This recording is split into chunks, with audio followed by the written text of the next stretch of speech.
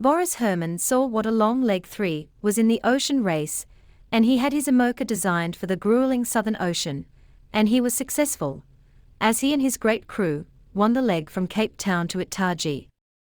Despite fixing their mast and sails, along with Rosie's accident, they screamed over the leg, giving us some fantastic footage. Congratulations to the team for an epic sail. Was that one on the left? Yeah. So we are seeing the team for the first time now in the last 34 days. We waved them off in Cape Town. Feels like a very long time ago, I can tell you. We have been many sleepless nights with the phone pinging, and so we are very, very excited to see them now coming in.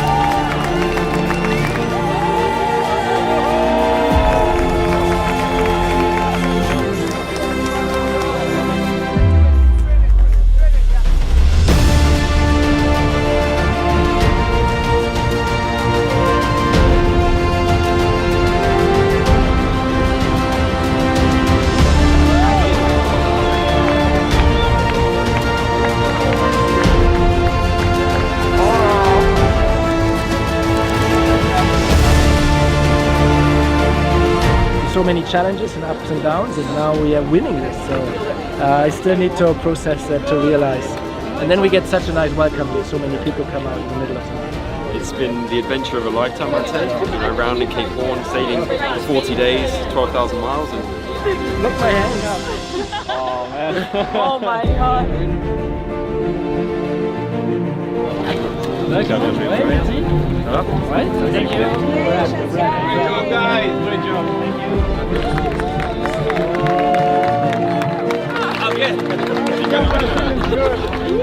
Morastone e o nosso ex-secretário de turismo do município de Itaijai, atual secretário estadual do troféu.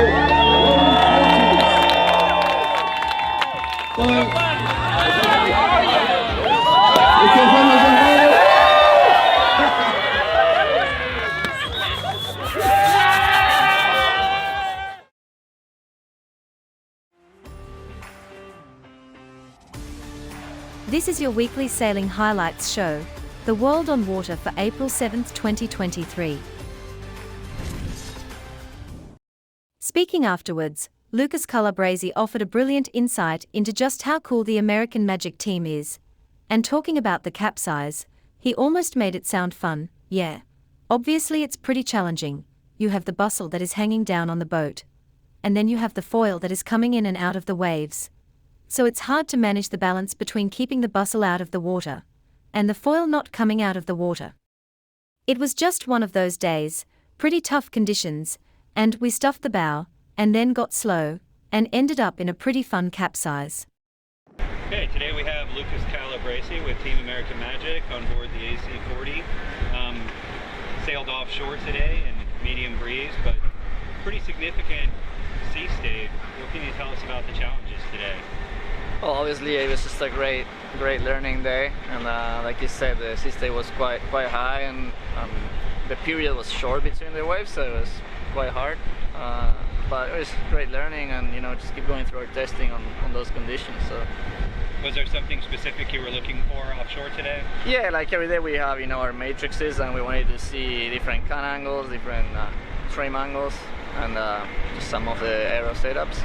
And yeah, definitely great learning today. Pretty challenging conditions out there. You were able to still work through what you needed to despite the sea state? Yeah. We got pretty much most of the stuff done. Okay. Well, we got to mention the Capsize. It looked like kind of a bow stuff that turned into a corkscrew. What can you tell us about that? Yeah, obviously, it's pretty challenging. You have the bustle that it's hanging down on the boat, and then you have the foil that is coming in and out of the wave, so it's hard to manage the balance between keeping the bustle out of the water and the foil not coming out of the water. So you know, just one of those days that is pretty tough conditions, and like you say, we stopped the bow and then got slow and ended up in a pretty fun capsize. Well, it looks like everything was okay. You guys got up and went right back sailing afterwards. So the boat and the crew, everyone. Yeah, everybody was great. The boat came up right just fine, and we kept sailing, so it was pretty good. Who was on board for the capsize? I was Paul Goodison, Michael Manager on port side, and then Tom Slingsby and myself on starboard. Okay. Is there a maximum sea state that the boat won't sail properly in with regard to wave height? And if so, have you found that threshold yet? Well, it feels like today was pretty close. Definitely the technique has to change, and we gotta keep adapting to the conditions. But yeah, I mean, it wasn't easy. Okay. And then early in the afternoon, the team ended sailing and then made the decision to come back out and continue sailing. Can you tell us what changed their minds? We just decided the conditions on the bay were really nice, and we wanted to have like 1 more hour of good sailing in and go through a couple more tests and send some maneuvers in the flatter stuff. So we just decided to go for a little longer. What's on the agenda for tomorrow? Do you know yet? Yeah, we'll be sailing. Okay. Inside, outside, do we know yet? I don't know. It's always conditions dependent, and we make the decisions in the morning. So seems like there's been some urgency to get offshore. Is that the case? Well, like I say, you know, the conditions change the way you sail these boats a lot, and sometimes we're not very fortunate in what, you know, the conditions to get offshore. Sometimes we get foggy or stuff like that. But whenever it's good day to go out, we try to be out there and learning from the sea state. Okay, awesome. Well, thank you very much. Yeah, thank you guys. The 52nd edition of the Trofeo Princesa Sofia has a special importance just over a year before the games of the 33rd Olympiad begin in Paris. The best Olympic sailing specialists in the world met on the Bay of Palma as a taste of what may happen at the French regatta off Marseille. This is World Sailing's report on day 1 in Palma.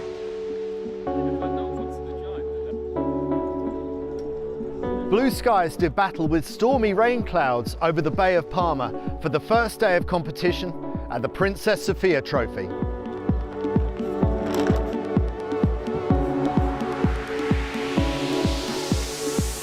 The conditions made it challenging for the organisers to complete fair racing, making it a frustrating day for the competitors. The thing is, you can't afford to be affected by the vagaries of the wind. Somehow, the best sailors always find a way, even when the conditions are turning random. In the IQ foil men, reigning world champion Sebastian Kördel from Germany won one race and was second in another. France's Adrien Mestre scored a couple of race wins and seems to thrive on the high pressure that these high-speed reaching starts bring to the IQ foil competition. In the Ilka 7 men's single-handers, just one race completed for one side of the qualifying draw. Finland's Carl Tapper hiked his way to victory ahead of last year's event winner Mickey Beckett from Great Britain. Just behind in third was New Zealand's Tom Saunders, the 2021 world champion, and in fourth place, reigning Olympic champion from Australia, Matt Wern. The wind didn't stay sufficiently settled for any more racing from day one. We're keeping our fingers crossed for day 2 of competition, when we're hoping for more reliable breeze and for the 1,300 sailors across 10 different disciplines to get some good, solid results on the scoreboard.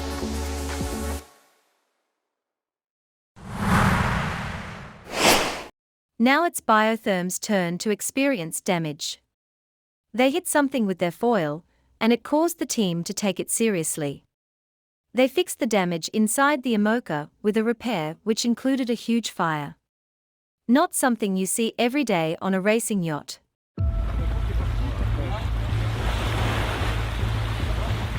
Qu'est-ce qu'il dit, Anto? Il y a un poids d'eau. Oh, il y a un poids d'eau dans le bateau. Ok, c'est la hauteur ski, il y a tout la peau extérieure, c'est barré. On va d'abord rouler les voiles. Qu'est-ce qu'il y a? Je veux pas qu'il sorte de la Calabrese. Ouais. La heup, elle est bloquée. Hein. So yeah, yesterday evening we hit something on the port foil with a big noise of crack of composite crack. So we first decided to look at the issue, and we saw that the external layer of the foil was broken, and on the bearing it was also many failure on the lower bearing, and the water from the sea start to enter in the boat. So during many hours we tried to reduce the water who comes on the boat. Actually, it's something like 50 liters per hour who are coming in the boat, so it's not a lot. And we succeed to put the fuel in on the upper bearing, so we can sail, not fast, but we can reach Itaijai probably 2 days later than with the ETA. Se lancer dans du carbone.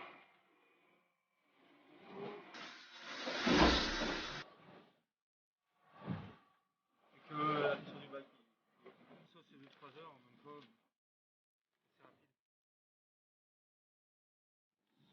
Là, au pire, on arrache quand on sera en bâbord dans les deux. Des fois, ça fait des... tout en finesse.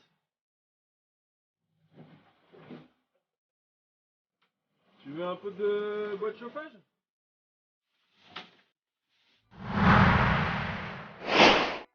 In one day, the wind managed to turn around an entire 360 degrees, making it very difficult for the race committee to place a course in the Bay of Palma de Mallorca for the IQ foils. Go! No wind? No problem. Almost there. It's coming soon. It's gonna be here soon. A few seconds. Look, I can feel it. It's coming.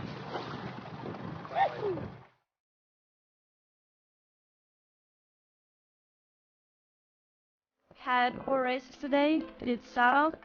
The wind was pretty shifty, but very strong. Tomorrow we look forward probably to some course racing, and yes, stay tuned.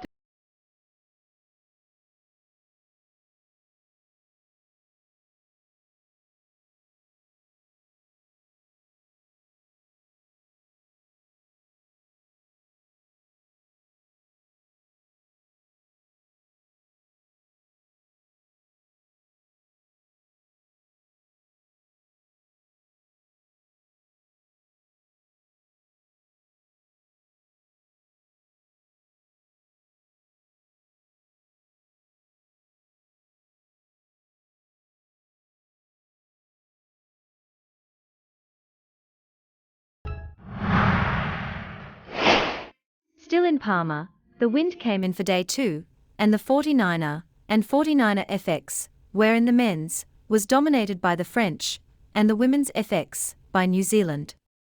That's the diversity of talent in these divisions leading up to the Paris Olympics. Day 2 of the Princess Sofia Trophy delivered racing for all 10 disciplines, the 6 boat fleets and the 4 foiling board fleets. Yeah, feeling good, really excited to get racing again. It's the first big event of the year and looks a little bit light today. At the moment there's no wind, but hopefully the wind will pick up and we'll get some good racing in. It's a really long season and we're always lucky enough to come here in Palma and get really good conditions. Yeah, we're really happy to be here. In the 49er men, reigning world champions Bart Lambriax and Floris van der Werken had a pretty good start to their campaign. Scores of 4 and 2 put the Dutch in 2nd overall. But with 2 bullets from 2, the dominant team of the day were the French crew Kevin Fischer and Jan Jovan. The speed was important for sure, but the big gain was about the shift of the wind. 2 races today and we won all races of the day. In the women's 49er FX skiff, the favourites struggled in today's opening 2 races. Reigning Olympic champions from Brazil and reigning world champions from the Netherlands are both hovering around 10th overall. Top performers from the day were New Zealand's team Jo Ali and Molly Meach. Jo Ali might be relatively new to the 49er FX skiff, but she brings the pedigree and experience of gold and silver Olympic medals in the 470. Oh, it was a pretty long day. I think we had nearly every wind direction possible. We had a bit of 20 knots, we had a bit of 5 knots. It was yeah, mixed bag, but good racing. A good Kiwi performance in the NACRA 17 as well, with Micah Wilkinson and Erica Dawson winning their opening race in Blue Group, where the usually invincible Tita and Banti from Italy finished in 6th. A chink in Italian armour? Probably too soon to say, but day 2 in Parma has certainly thrown up some surprises.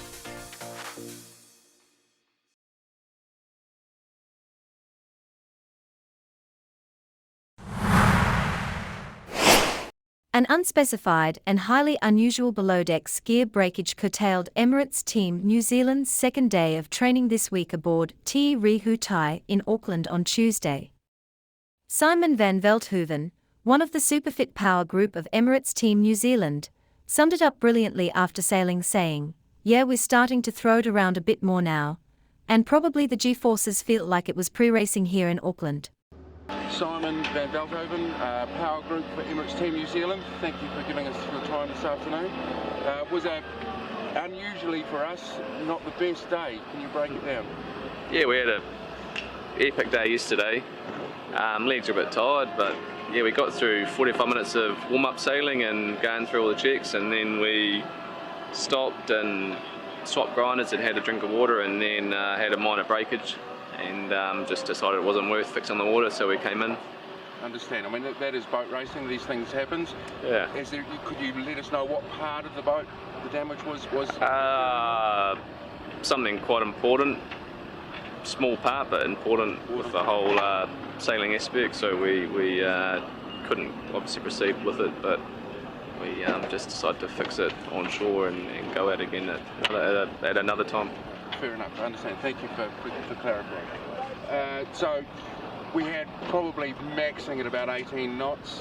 When I was out there, the boat looked really fast and stable, no control issues. Everybody's quite comfortable with the boat, aren't they? Yeah, we're starting to throw it around a bit more now, and probably G-force is starting to feel like it was pre-racing here in Auckland. So everyone's getting a lot more comfortable in the big school bus, and yeah, I'm just obviously excited for further upgrades and further refinement, and just really starting to rip into it.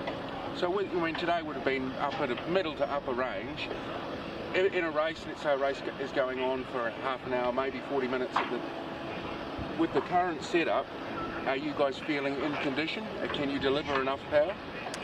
It's all, yeah, I mean, if it was just us out there doing laps, it'll be okay, but you throw another boat in the race and it's, yeah, you're kind of influenced, so everyone just starts trimming a bit harder and requests a bit more power. So yeah, it's the same for pre-Auckland, where we're comfortable, and then you jump in a race with Luna Rossa and the numbers are just going ballistic. So yeah, I mean, there's always going to be improvements, but right now we can go sailing for an hour with no issues. No issues. No one's completely dead after an hour, no. Even in the windy stuff. Yeah, I mean, yeah, we're still buggered, but we're not dead. That's a wonderful way of describing it. You know, we're not dead. You know? Well, it's very impressive to watch. Thank you very much for giving us your time, and fingers crossed we get it sorted and get out there tomorrow for a big session. Cool, awesome, thank you. The New Zealand sailing team are having a good meet in Parma at the Princess Sofia Regatta, and Olympic Ilka coach, John Emmett, talked to Luke Deegan, who is heading the Ilka Sevens. So another day in sunny Parma, joined by Luke Deegan from New Zealand, and sunny day, probably going to get that sea breeze coming, but the first 2 days have been pretty difficult. Tell us a little bit about it on the Ilka 7 course. So we've had a sea breeze trying to creep in, and a couple of big grey clouds coming to disturb that, and so we've had winds from all sorts of directions. On the first day, only the yellow fleet got 1 race in. Second day, red and blue managed to get 3 races in, and yellow only got 1. So now we're here to catch up with yellow in the morning, and then we'll change fleets a little bit, and 2 more qualifying races this afternoon. Wow, so it's going to be a pretty hard day if you're yellow, and I guess they were feeling quite smug yesterday if they only got races ahead. But what do you think of the Parma conditions? It looks like the sea breeze is likely to come in? Yeah, I think we can expect a bit more of a normal sea breeze today, and there's good conditions for that to start pumping up to maybe 15 or 18 knots.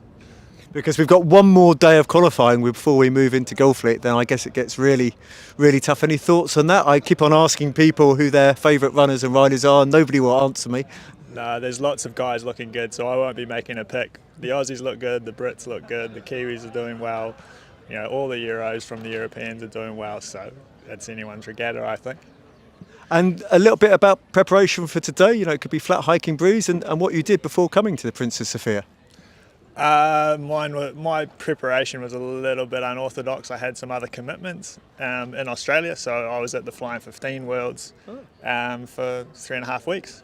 It's nice to get the tiller back in my hand, and you know, we're coming in hot, but it's been good, and we'll start building to The Hague from here. So it's all a good place to start. Brilliant. Well, very best of luck for today, and yeah, sun is shining. I'm sure we'll be on the water soon. Cheers, John. Running a close third with a badly torn mainsail, the crew on 11th hour racing in the ocean race are down to the last of their clean clothes. Navigator Simon Fisher has opened his last T-shirt, and at the time, he was 300 miles from the finish. The laundry list in Itaijai will be long.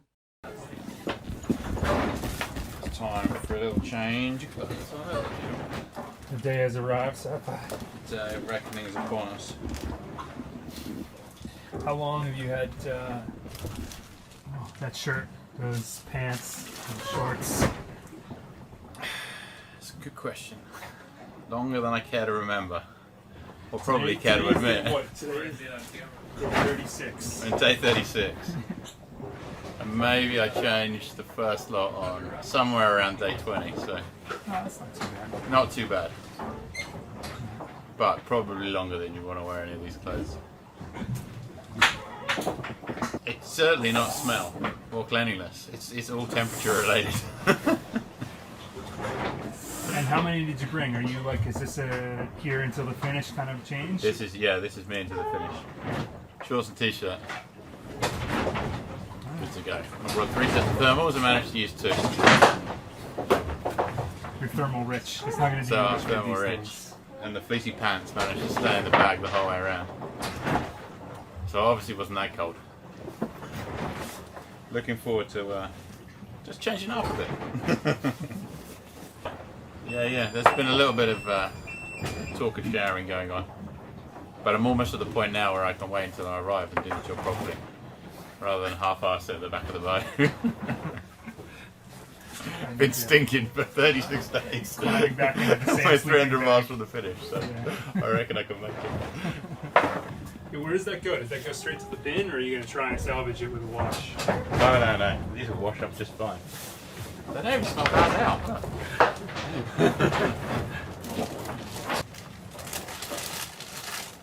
Recycle the food bags. This bag is reserved for the very smelliest. Let's get so the 3-week-old socks in there. Straight to the incinerator. I'll just leave it in the laundry for Maria to find. I think with Amro, there's a pair of thermal bottoms that were in like a Ziploc bag. Yeah. Some I like chucked him in the laundry or whatever, or chucked him in the laundry pile. She said, "Oh, don't worry, I'll do it." And then like sat there until Baltimore, and she was like.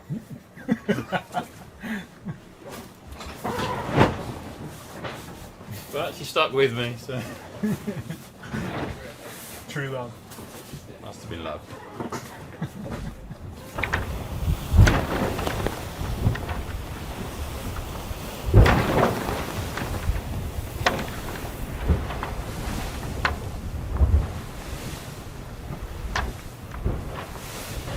How's that mane look up there? Finally had some breeze. Starting to look a bit tired. I have to say, but it's still in one piece. So. But the lid is going a bit, it's opening a bit. It's still there, so it's good. It survived the 28 and to survive the night. And it did, so it did a good job. So I think we're pretty good for the end of the race. Yeah, that number there now is how far it is to the finish line. So only 168 miles. But in that 168 miles, plenty can still happen. Just slowly getting lifted. Breeze is spilling in from the south. We know Biotherm over here somewhere in the southerly as well. So and then we got 60 lifting, and then we'll jive with some downwind sailing. We peak out about 20 knots, and then sort of start to ease off again into the night, into the morning. So we might have quite a light finish. So chances are the approach to the finish will be anything but straightforward, but that's your racing. So I don't know, personally, I'm feeling pretty upbeat and pretty excited about getting there. Super excited to see the family, but also, you know, excited about putting in a really good effort in these last 24 hours and doing everything we can to grab this point that's on offer. So, yeah, up for a fight. Gonna give it everything. When you think behind, it's been a lot of days, a lot of effort to get there. So, yeah, I think we need to try to give what we can in the last push, and yeah, for sure if we can put Biotherm behind us, it would be a good reward for everything we did.